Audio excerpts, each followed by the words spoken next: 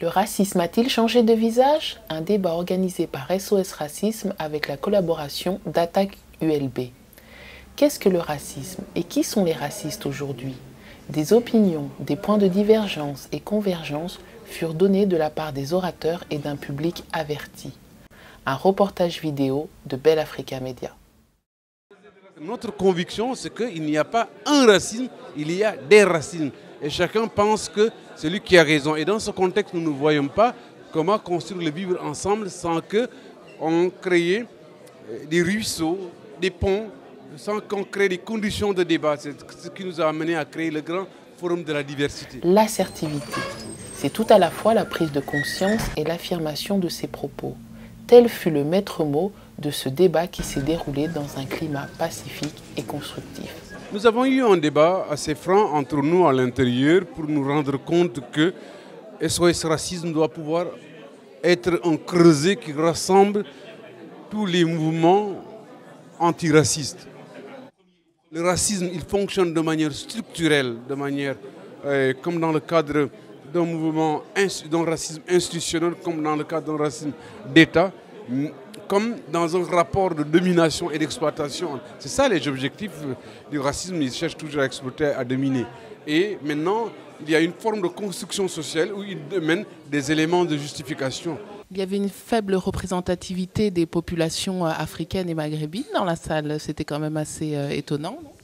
Mais je pense que c'est du fait que d'abord c'est un premier meeting que SOS Racisme fait, et je pense que le fait que ça se fait à l'ULB, forcément, ça attire un certain public, et que pourquoi pas la prochaine fois SOS Racisme peut aller au Waardkapoen à Molenbeek ou dans un quartier plus populaire. Je pense que il faut se faire connaître, et surtout faire connaître ses idées, et que le débat ait lieu, mais qui aussi soit suivi aussi d'action et pour le changement, pour l'égalité. Concernant la conférence débat qui a eu lieu ce soir, pensez-vous que le racisme a réellement changé de visage? Franchement, je vais vous étonner parce que moi je pense que non. En fait, les terminologies sont peut-être différentes. Les acteurs, on utilise d'autres méthodologies, mais le visage réel du racisme n'a pas changé. Le racisme biologique existe encore, il faut se le dire, et il faut être sur le terrain pour le voir. Mais de nouvelles formes de racisme se sont alors ajoutées. Au niveau théorique, oui, il y a la production d'un nouveau racisme, on dira, dont la thématique n'est plus la supériorité biologique, mais la supériorité culturelle. Et il faut noter que ce changement de la théorie raciste fait écho à une nouvelle articulation entre les peuples, les cultures et les nations qui apparaît avec la décolonisation, qui apparaît avec la mondialisation. Alors d'aujourd'hui, quels sont les moyens pour mesurer ce changement ? Alors, la seule manière de lutter contre le racisme, c'est d'abord que les victimes, que les êtres racisés, donc l'objet du racisme, c'est-à-dire vous et moi finalement, nous révoltions contre le racisme, c'est-à-dire que nous sortions de toute une série de complexes que le racisme opère en nous. Hein, rappelons-nous la question de Malcolm X, qui vous a appris à haïr vos cheveux, la couleur de votre peau. C'est aussi réfléchir sa vie, sa modernité, à partir de son histoire, à partir de ses traditions, pour rentrer dans la modernité qui n'est pas un copier-coller de la modernité blanche. C'est le défi principal de l'Afrique. Les catégories d'indigènes qui, à la différence de toutes les catégories utilisées dans le débat, ont toutes, et c'est étonnant, sont toutes des naturalisations, sont toutes des essentialisations. Et lorsque l'on arrive avec un terme qui parle de conditions sociales, on nous dit, c'est quand même gênant. Bah oui, désolé, t'es un blanc et je ne le suis pas. Et le jour où tu ne seras plus blanc, je serai le premier heureux à ne plus être un indigène. Moi, ce que j'aimerais bien dire, c'est est-ce qu'on peut discuter de tous les signes convictionnels, y compris les vôtres?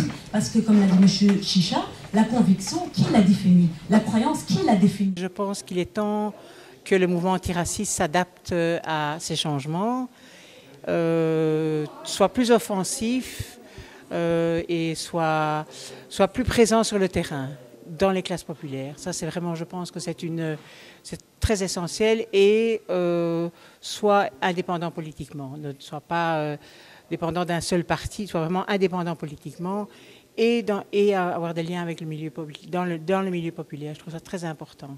L'exemple tout simple, j'ai évoqué le métissage, c'est clair que le mariage mixte, par exemple, est une question centrale sur laquelle j'attends d'entendre, je dirais, des antiracistes tranchés. Quelle est la position par rapport donc l'interdiction du mariage mixte dans certaines cultures pour préserver des lignages, pour préserver des patrimoines, pour préserver des noms, pour préserver des terres, quelque chose qui existe depuis des millénaires, que l'on retrouve aujourd'hui dans notre société mixte et multiculturelle et qui pose de réels problèmes à des individus. La mixité est interdite par toutes les religions. Toutes les religions empêchent les gens de manger la même chose, de danser ensemble, de se marier, de coucher ensemble, etc. C'est dommage, c'est très triste, mais toutes les religions font pareil. Absolument, il y a toutes sortes de racisme vis-à-vis de religion, de couleur de peau, pour moi, le racisme c'est du sexisme vis-à-vis de la femme, c'est une forme de racisme, et toutes ces luttes doivent être mises ensemble. Je pense qu'il n'y a pas, ils l'ont dit tout à l'heure, je suis d'accord, il n'y a pas de hiérarchie dans la discrimination ou dans le racisme.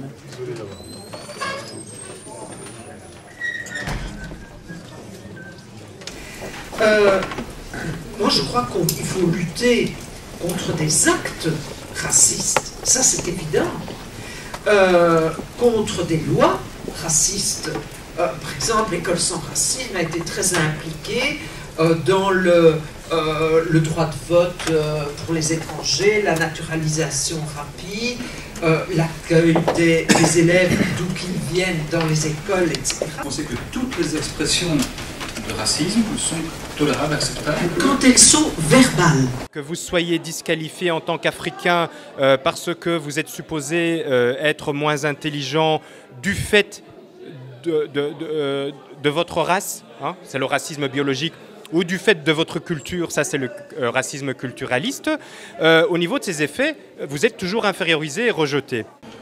Est-ce que vous acceptez que des personnes, bien entendu, noires, maghrébines, des personnes issues de l'immigration et des diasporas africaines ne soient pas d'accord avec votre discours et ne se retrouvent pas dans vos propos? Bien sûr, évidemment. Ça serait même du racisme que de dire que l'appartenance à un groupe, à une origine, devrait définir la position politique. Je rappelle le distinguo qu'opérait déjà Malcolm X entre le nègre de maison et le nègre des champs.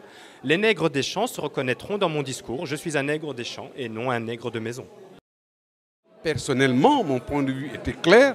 Moi, je pense qu'un mouvement antiraciste conséquent est un mouvement qui doit mener la lutte de classe frontalement et que les éléments culturels qu'on développe sont des justifications de ce racisme. Maintenant il ne faut pas se tromper parce qu'on est arrivé à un certain moment où la réalité objective veut qu'il y a des Noirs qui exploitent des Noirs, il y a des Noirs qui sont racistes vis-à-vis d'autres Noirs, que des Blancs sont racistes entre eux et que voilà, donc nous ne devons pas avoir une vision dogmatique, victimiste de l'antiracisme. On doit être dans une dynamique de construction d'une société pluraliste, démocratique, de diversité pour le mieux vivre ensemble. Je vais donner quelques exemples. Au nom de la tolérance et de l'antiracisme, le spectacle de Dieudonné hier a été interdit. C'est raciste ou c'est antiraciste? On parle de lutte des classes et de rapport de domination et de reproduction d'une domination. Je pense qu'on est ici en plein dedans. C'est-à-dire que où sont les jobs étudiants? Ce sont les enfants du personnel. L'essentiel, l'écrasante majorité des jobs étudiants, ce sont les enfants du personnel. Pratique communément répandue en Belgique, puisque à la SNCB, c'est les enfants du personnel, à l'ASTIP, c'est les enfants du personnel, donc y compris dans les pouvoirs publics, et bien sûr aussi dans les entreprises privées. Et alors, voilà, on n'est pas dans une question raciste au premier abord. La pseudo-égalité des chances, selon moi, c'est quelque chose de dangereux. Parce qu'on nous dit, maintenant, on lutte pour l'égalité des chances. Et quand vous aurez l'égalité des chances, comme femme, comme noir, comme un, eh bien, à ce moment-là, vous n'aurez plus d'excuses de ne pas réussir, entre guillemets. Or, la discrimination principale, on ne s'y attaque pas, c'est la discrimination qui est une discrimination sociale. Je vous